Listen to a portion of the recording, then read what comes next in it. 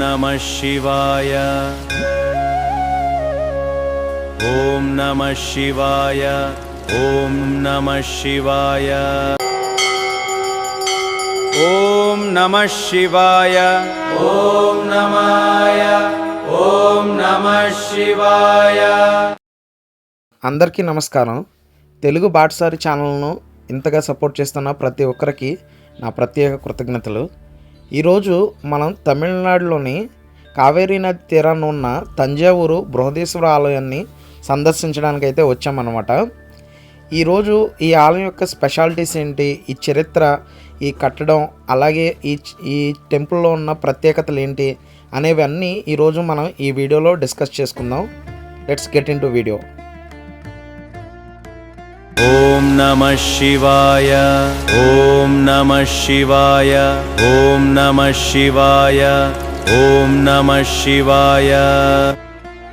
తమిళనాడు రాష్ట్రంలోని కావేరీ నదీ తీరాన ఉన్న తంజావూరు బృహదీశ్వర ఆలయం భారతదేశంలోని అతిపెద్ద మరియు పురాతన శివాలయాల్లో ఒకటి.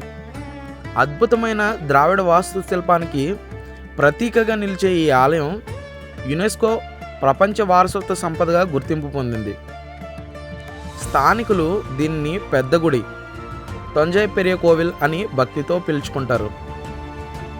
ఇంకా మనం ఈ ఆలయానికి ఉన్న చరిత్ర గురించి డిస్కస్ చేసుకోవాలంటే, ఈ అద్భుతమైన దేవాలయాన్ని ప్రముఖ చోళ చక్రవర్తి అయిన మొదటి రాజరాజ చోళుడు నిర్మించారు. అందుకే దీనికి మొదట రాజరాజేశ్వరం అని పేరు పెట్టారు. ఈ ఆలయ నిర్మాణం క్రీస్తు శకం 1003లో ప్రారంభమై దాదాపు 1010లో సుమారు 7 సంవత్సరాలలో పూర్తయింది. ఈ కట్టడానికి ఇప్పుడు 1000 ఏళ్లకు పైగా ఘనమైన చరిత్ర ఉంది. నిర్మాణ నేపథ్యానికి వచ్చేస్తే, చరిత్రలోని అనేక పెద్ద కట్టడాలను యుద్ధ ఖైదీలతో లేదా బలవంతపు శ్రమతో నిర్మిస్తే, ఈ బృహదీశ్వర ఆలయాన్ని మాత్రం భక్తులు అత్యంత భక్తి శ్రద్ధలతో స్వచ్ఛంగా నిర్మించారని చారిత్రక ఆధారాలు మనకి చెబుతున్నాయన్నమాట. చోళుల కాలం నాటి ఈ సంపదకు, పాలకుల కళాభిరుచికి ఇది నిలువెత్తు నిదర్శనం. ఎటు చూసినటువంటి అద్భుతమైనటువంటి కట్టడాలతో ఇది మనకు కనిపిస్తుంది. శివాయ. ఓం నమాయ. ఓం నమః శివాయ. ఈ ఆలయ వైభవం మరింత స్పష్టంగా కనిపిస్తుంది. దీనిలో ప్రధాన నిర్మాణ విశేషాలు విమాన గోపురం.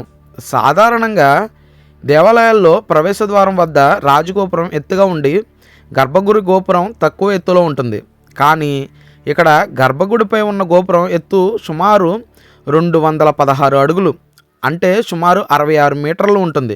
ఇది ప్రపంచంలోనే అత్యంత ఎత్తైన దేవాలయ గోపురాల్లో ఒకటి. దీన్ని దక్షిణ మీరా అని కూడా అంటారు. బృహత్తర శివలింగం. గర్భగుడిలోని శివలింగం భారతదేశంలోని అతిపెద్ద వాటిలో ఒకటి.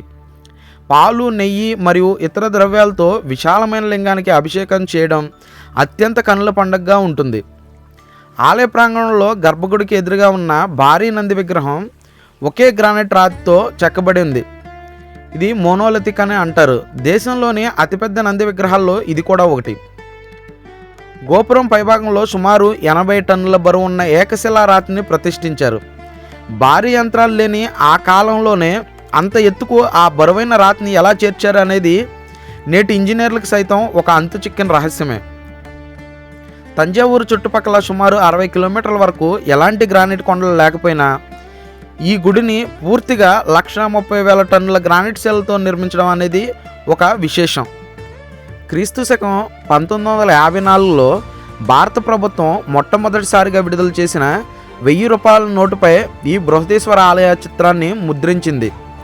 సహస్రాబ్ది ఉత్సవాలు, ఆలయ నిర్మాణం పూర్తయి 1000 ఏళ్లు నిండిన సందర్భంగా 2010లో భారత తపాలా శాఖ ఈ ఆలయ చిత్రంతో కూడిన ఒక ప్రత్యేక పోస్టల్ స్టాంపును విడుదల చేసింది.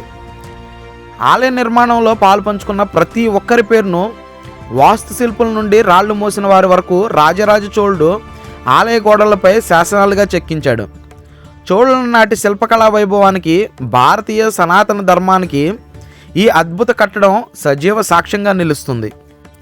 తంజావూరు బృహదేశ్వర ఆలయం వెనుక ఉన్న నిర్మాతలు వారి భక్తి మరియు చోళుల గర్వకారణమైన చరిత్ర గురించి మరిన్ని ఆసక్తికరమైన మరియు కీలకమైన విషయాలు మీకు చెప్పే ప్రయత్నం చేస్తాను. ప్రధాన శిల్పి మరియు వాస్తుశిల్పుల గురించి కుంజర్మల్లన్ రాజరాజ పెరుంతచ్చన్ ఈ మహానిర్మాణానికి ప్రధాన వాస్తుశిల్పి పేరు. కుంజర్మల్లన్ రాజరాజ పెరుంతచ్చన్ ప్రాచీన కాలంలో కట్టడాలు నిర్మించిన శిల్పుల పేర్లు చరిత్రలో నిలిచిపోవడం ద్వారా చాలా సాధారణం. కానీ రాజరాజ చోళుడు తన ప్రధాన శిల్పికి సముచిత గౌరవం ఇస్తూ అతని పేరును ఆలయ గోడలపై శాసనంగా చెక్కించాడు. ఈ గుడి నిర్మాణంలో సిమెంటు, సున్నం, జిగురు లేదా మట్టి లాంటివేమీ వాడలేదు. ఒక రాతికి మరొక రాతిని పజిల్ ముక్కల్లాగా అనుసంధానించే ఇంటర్లాకింగ్ విధానంలో కట్టారు. అందుకే 1000 ఏళ్లలో ఎన్నో భూకంపాలు వచ్చినా ఈ గుడి చెక్కు చెదరలేదు.